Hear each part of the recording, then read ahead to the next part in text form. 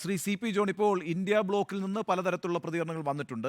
നമ്മളിപ്പം ഹേമന്ത് സോറിൻ്റെ അറസ്റ്റിന് ശേഷം അത്തരത്തിൽ ആ മുന്നണി ഒരു ഒറ്റക്കെട്ടായി വലിയ പ്രതിഷേധമൊന്നും രാജ്യത്താകമാനം സംഘടിപ്പിക്കുകയൊന്നും ചെയ്തിട്ടില്ല. പക്ഷേ നിശ്ചയമായും അരവിന്ദ് കെജ്രിവാൾ അങ്ങനെയല്ല, ഒരു ദേശീയ നേതാവ് എന്ന നിലയ്ക്ക് അംഗീകാരമുള്ള നേതാവാണ്. ഇന്ത്യ മുന്നണിയെ സംബന്ധിച്ചിടത്തോളം ഇപ്പോൾ ഒരു നല്ല അവസരമാണ്. അവരുടെ ഈ പറയുന്ന ബി ജെ പി സർക്കാരിൻ്റെ ഏകാധിപത്യ പ്രവണതയ്ക്ക് എതിരായിട്ടൊരു ശക്തമായ സമരമുഖം തുറക്കാൻ വേണമെങ്കിൽ ഈ അവസരം വിനിയോഗിക്കാവുന്നതാണ്. ആ അർത്ഥത്തിൽ പോസിറ്റീവായി ഈ അറസ്റ്റിനെ രാഷ്ട്രീയമായി ഉപയോഗിക്കാൻ ഇന്ത്യ മുന്നണി തയ്യാറാകുമോ? അതിനുള്ള സാധ്യത ഇപ്പോഴത്തെ സാഹചര്യത്തിലുണ്ടോ? എങ്ങനെയാണ് സി പി ജോൺ അതിനെ കാണുന്നത്?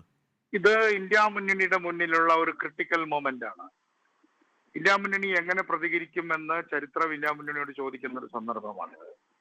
തീർച്ചയായിട്ടും ഹേമന്ത് സോറന്റെ സമയത്ത് അത് വേണ്ട തരത്തിലുണ്ടായില്ല. പക്ഷേ ഇനിയും ഇത് കേജ്രിവാളിൽ അവസാനിക്കും എന്നും കരുതേണ്ടതായിട്ടില്ല. അതുകൊണ്ട് ഇത് ചരിത്രം ഇന്ത്യ മുന്നണിയോട്, ഇന്ത്യയിലെ പ്രതിപക്ഷത്തോട് ചോദിക്കുന്ന ഒരു ചോദ്യമാണ്. നിങ്ങൾ എന്താണ് ചെയ്യാൻ പോകുന്നത്? അത് ഇന്ന് രാത്രി മുതലോ നാളെ കാലത്ത് മുതലോ ആളുകൾ തെരുവിലിറങ്ങുകയും ഇതിനെതിരെ ശക്തമായ പ്രതികരണങ്ങളുമായി ആളുകൾ അധികാര കേന്ദ്രങ്ങളിലേക്ക് മാർച്ചുകയും ചെയ്യുക എന്നതല്ലാതെ രാഷ്ട്രീയത്തിൽ കുറുക്കുവഴികളില്ല. രാഷ്ട്രീയത്തിൽ ഇത്തരത്തിലുള്ള ഗൗരവമായ വിഷയങ്ങൾ തീരുമാനിക്കപ്പെടുന്നത് ബോർഡ് റൂമുകളിലല്ല, തെരുവുകളിലാണ്. അതുകൊണ്ട് തെരുവുകളെ സജീവമാക്കുന്ന തരത്തിൽ ഇന്ത്യ മുന്നണിയിലെ കക്ഷികൾക്ക് രംഗത്തിറങ്ങാൻ കഴിഞ്ഞാൽ നിശ്ചയമായും ബി ജെ പി വീട്ടിലിരിക്കേണ്ടി വരും. ഇത് ബി ജെ പിയുടെ ഒരു വലിയ തീക്കളിയാണ്. ബി ജെ പി പരീക്ഷിക്കുകയാണ്. അവർ ടെസ്റ്റിംഗ് ദ വാട്ടേഴ്സ് എന്ന് പറഞ്ഞതുപോലെ എന്ത് ചെയ്യാൻ പറ്റുമെന്ന് നോക്കുകയാണ്. അതുകൊണ്ടൊരു സംശയവും വേണ്ട, ഇന്ത്യ മുന്നണി അതിന്റെ പൂർണ്ണമായ ശക്തി തെരുവിൽ കാണിക്കുകയും ഇന്ന് തെരുവിൽ ഡൽഹിയിൽ സമരങ്ങൾ നടക്കുന്നത് ശുഭോദർക്കമാണ്.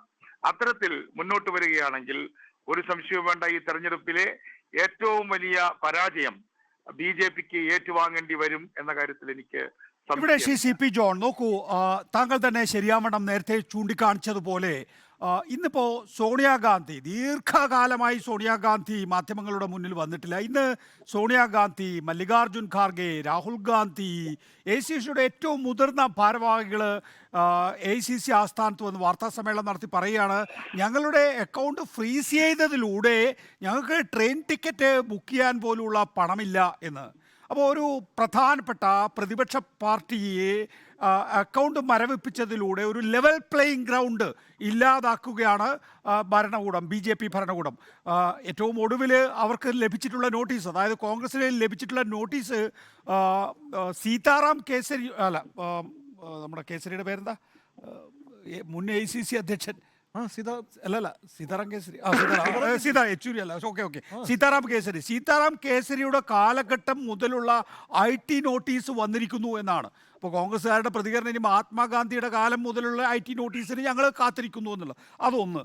രണ്ടാമത്തെ പ്രധാനപ്പെട്ടത് അരവിന്ദ് കെജ്രിവാളിനെ, ഹേമന്ത് സോറിനെ, ഇന്ത്യ ബ്ലോക്കിലെ ഏറ്റവും പ്രധാനപ്പെട്ട ഘടകകക്ഷികളുടെ നേതാക്കളെ ജയിലിലിട്ടിരിക്കുന്നു എന്നുള്ളതാണ്. ബംഗാളിലേക്ക് നമ്മൾ നോക്കിക്കഴിഞ്ഞാൽ മമതാ ബാനർജി കോൺഗ്രസുമായി സഖ്യം ചെയ്യാൻ തയ്യാറില്ല. ഏറ്റവും കൂടുതൽ ED അന്വേഷണം നേരിടുന്ന ഒരു നേതാവാണ് മമതാ ബാനർജി. അവരുടെ പാർട്ടിയാണ് തൃണമൂൽ കോൺഗ്രസ് എന്ന് പറയുന്നത്. അവർ കോൺഗ്രസുമായിട്ട് സഖ്യം ചെയ്യാൻ തയ്യാറല്ല എന്നുള്ളത്. അങ്ങനെ ഒരു പാറ്റേൺ ഇവിടെ കാണുന്നില്ലേ സി പി ജോൺ?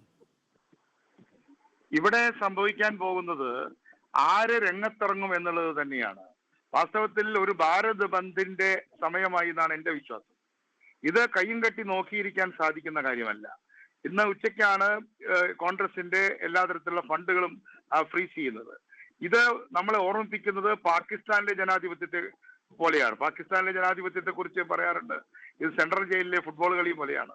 ഒരു ടീം ജയിക്കും, പക്ഷെ രണ്ട് ടീമുകളും രാത്രി ജയിലിൽ തന്നെ ഉറങ്ങും എന്ന് പറഞ്ഞതുപോലെ ഇവിടത്തെ ഈ തെരഞ്ഞെടുപ്പ് എന്ന് പറയുന്നൊരു മോക്കറിയാക്കി മാറ്റുക, അത് ഒരാൾക്ക് മാത്രം ജയിക്കാൻ പറ്റുന്ന റഷ്യയിലെ ഇപ്പൊ നടന്ന തെരഞ്ഞെടുപ്പ് പോലെയാക്കുക, അല്ലെങ്കിൽ ചൈനീസ് കമ്മ്യൂണിസ്റ്റ് പാർട്ടിയുടെ ഏകാധിപത്യം ഭരണം പോലെയാക്കുക.